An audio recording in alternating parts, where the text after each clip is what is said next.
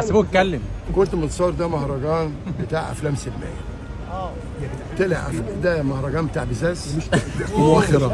انا مش خلاص. لا اله الا الله. رانيا يوسف يا باشا مين وبنت اسمها اسلام جمال ولا مش عارف. اسماء جلال. لا لا اسمها اسلام جلال دي اللي كانت محجبه. عيب اللي حصل ده في المهرجان، عيب. انتوا رايحين تعرضوا افلام ولا رايحين تعرضوا بزاز؟ هو عادي اهو، ما انا بقول لك اهو. كلمه بز دي صعبه، عيب يعني. طب مطلعينها ليه؟ فعلا. قلت يا سيادة اتكلمت قلت قبل كده يا سيادة المستشار يعني ان هم لا ما هو على طول في الديسكو. اللي مبين الصدر الاكبر. لا بيقول لك اجمل حاجه، بس ايه عجبني الرد. قال لك لا الويسكي ده القعده اللي فيها نسوان دي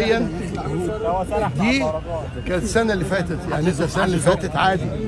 وبعدين انا سالته سؤال، ثانيه واحده يا ابني، دي قرعتك؟ دي نسوان؟ لا ده ويسكي.